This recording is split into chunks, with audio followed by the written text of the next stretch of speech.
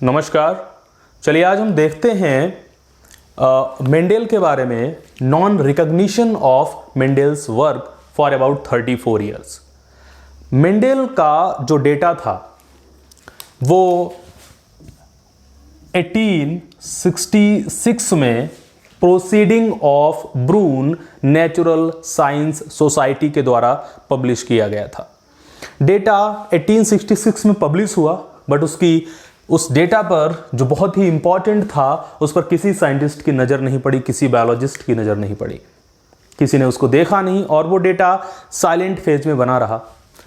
1900 में 3 साइंटिस्ट थे जिन्होंने मेंडेल के लॉज की रिडिस्कवरी की, मेंडेल के कॉन्सेप्ट्स को देखा, समझा और उनसे जेनेटिक्स की एक जो प्रॉपर रिजल्ट्स थे, बेसिक लॉज थे, वो निकल के आए। यानी कि 1866 से लेकर के 1900 तक 34 इयर्स तक मेंडेल का वर्क साइलेंट फेज में रहा, जो कि इतना वैल्यूएबल और इतना इंपॉर्टेंट था। इसी दौरान आपको पता है कि 6 जनवरी 1884 को मेंडेल की डेथ भी हो गई।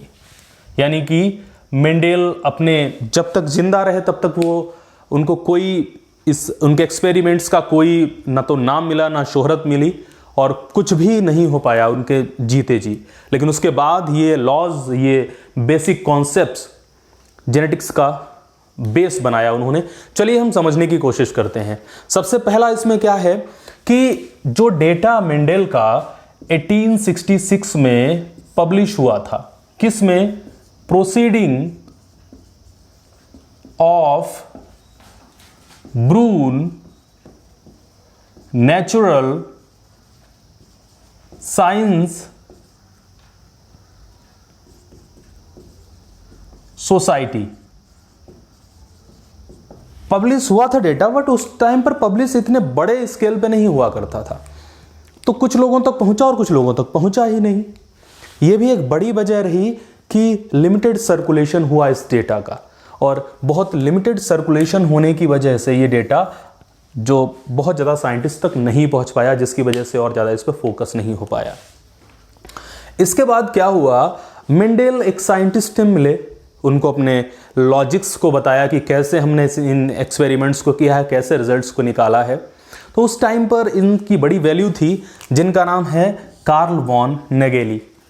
इन्होंने मेरिस्टेम वगैरह से रिलेटेड, जाइलम से रिलेटेड कॉन्सेप्ट्स को बताया था उस टाइम पे, तो ये भी इनकी भी काफ़ी वैल्यू थी। तो इन्होंने कहा कि जो एक्सपेरिमेंट्स आपने पी प्लांट पर किए हैं, जो एक्सपेरिमेंट्स आपने पी प्लांट पर किए हैं, उसी टाइप से एक्सपेरिमेंट हमें प्रूफ करके दिखाइए हाइरेसियम ल्यूसिडम पर।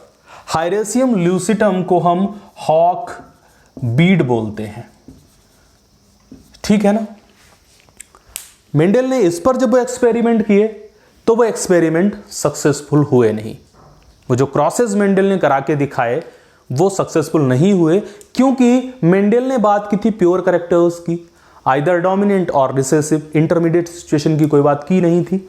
बट यहाँ पर एलील्स की सिचुएशन उस टाइप की ना होकर के कुछ दूसरे टाइप की थी। प्योर लाइन मेंडेल ने यहाँ सिलेक्ट नहीं कर पाए थे, तो जिस वजह से क्या हुआ कि जो इन्होंने इसको नकार दिया कि ये आपका एक्सपेरिमेंट बिल्कुल बेसलेस है, इसका कोई यूज़ नहीं है।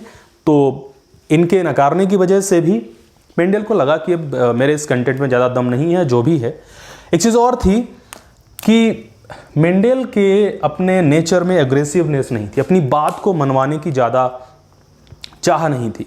तो जब कुछ जगहों से एक प्रॉपर रिस्पॉन्स नहीं मिला तो फिर मेंडेल ने उस पर वर्कआउट भी नहीं किया कि अब छोड़ो, नहीं रिजल्ट आ रहे हैं तो कोई बात नहीं। अगर ये प्रयास करते, किसी कन्विंस करने की कोशिश करते, अपने लॉज को प्रूव करने की कुछ अच्छे से कोशिश करते, तो शायद उसी टाइम पर ये डिस्कवरी कहीं ना कहीं कुछ हद तक जरूर उसी टाइम पर नोटिस में आती। इसके बाद हम आते हैं उस टाइम पर, कब की बात है ये? 1866 में डेटा पब्लिश हुआ था। उसी टाइम पर चार्ल्स रॉबर्ट डार्विन ने 1859 में अपनी थ्योरी पब्लिश की थी, जिसका नाम था ओरिजिन ऑफ स्पीसीज। पूरा नाम है इस थ्योरी का origin of species by means of natural selection, जो स्पेसिएशन की, स्पीसीज के फॉर्मेशन की एक नई थ्योरी थी, ओरिजिन के स्पीसीज की, और ये थ्योरी उस समय छाई हुई थी पूरे साइंस जगत में। तो इस थ्योरी की वजह से भी ये थोड़ी इस पे ज़्यादा लोगों का ध्यान था, मेंडेल के वर्क की तरफ, मेंडेल का जो वर्क था उस पर ध्यान लोगों का कम गया। इसके बाद कॉन्सेप्ट्स ऑफ स्टेबल एंड अनब्लेंडिंग।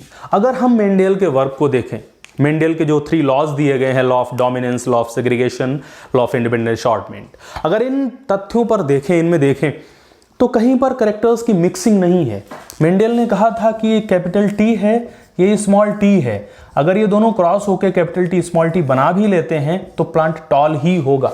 ऐसा नहीं होगा कि ये पेरेंट कैपिटल टी था, ये स्मॉल टी था, ये प्लांट टॉल था, ये प्लांट ड्वार्फ था, दोनों की मिक्सिंग हो गई तो एक इंटरमीडिएट सिचुएशन दिख जाएगी या कैरेक्टर्स की मिक्सिंग दिख जाएगी। इसका मेंडल ने डिस्कशन ही नहीं किया था। जबकि हम जो डेली एग्जाम्पल देखते थे उसमें मिक्सिंग भी दिखाई देती थी, बहुत कुछ ऐसा दिखाई देता था। तो इसकी वजह से साइंटिस्ट ने कहा यार ऐसा नहीं हो सकता कि आप मिक्सिंग को, कैरेक्टर्स की मिक्सिंग को बिल्कुल डिनाई कर रहे हो, यही कह रहे हो कि जो है बस केवल वही कैरेक्टर आएगा, कोई मिक्सिंग नहीं होगी, कोई नया ट्रेट नहीं बनेगा। तो इन सब की वजह से भी मेंडेल के कॉन्सेप्ट को डिनाई किया गया, एक्सेप्ट अच्छे से उस टाइम पर नहीं किया गया। मैं लास्ट में पहले से ही बता चुका हूं कि मेंडेल ने डेटा एनालिसिस, स्टैटिक्स का यूज किया था कि इतने प्लांट्स को क्रॉस कराया, ठीक है ना, 5000 प्लांट एक टाइप के लिए, 5000 प्लांट दूसरे ट्रेट के लिए, जैसे 5000 टॉल ले लिए, 5000 डोमिनेंट, 5000 डॉर्फ ले लिए, उनको क्रॉस कराया, रिजल्ट्स आए। जो रिजल्ट्स आए फिर क्या हुआ, उन रिजल्ट्स को देखा उन्होंने, उस हिसाब से उन्होंने डेटा एनालिसिस करके अपने जो कंक्लूजन्स निकाले थे। ऐसे ही कुछ मैथमेटिकल लॉजिक्स भी इन्होंने लगाए थे। तो साइंटिस्ट को ये गले बात नहीं उतरी कि मैथमेटिकल और स्टैटिस्टिकल जो सिस्टम इन्होंने यूज़ किया है ये बायोलॉजिकल कॉन्सेप्ट्स को कैसे डिफाइन कर सकता है। एक चीज़ और, मेंडल ने कहा था कि कोई फैक्टर होता है, जैसे हम आज की डेट में जीन बोलते हैं, मेंडल ने कहा था कोई फैक्टर होता है जो कैरेक्टर्स को डिसाइड करता है, डिटरमाइन करता है। बट इन फैक्टर्स का कोई फिजिकल प्रूफ मेंडल के पास नहीं था। मतलब कॉन्सेप्ट तो उन्होंने बताया था बट उसका कोई फिजिकल प्रूफ दिखाते किसी तरीके से, तो ऐसा कोई प्रूफ मेंडल के पास था नहीं कि मेंडल जीन को आइसोलेट कर पाते। उस टाइम पे टेक्नोलॉजी उतनी डेवलप नहीं थी, मेंडल वहाँ तक पहुँचे भी नहीं थे। तो ये कुछ मेन वजह रही जिसकी वजह से मेंडल अपने जीते जी अपने कॉन्सेप्ट पर कहीं डोमिनेट नहीं कर पाए, कहीं भी दिखाने गए तो उसको डोमिनेट नहीं कर पाए, और जो सामने वालों ने जो बातें कही उनको कन्विंस भी नहीं कर पाए। बस इसी वजह से मेंडल का वर्क साइलेंट फेज में बना रहा। 1900 में 3 साइंटिस्ट ने, जिनके बारे में हम आपको बताएंगे, मेंडल के लॉज की रिडिस्कवरी की, जिसको हम अगले वीडियो में लेके आएंगे। उम्मीद है आपको समझ में आया होगा। धन्यवाद।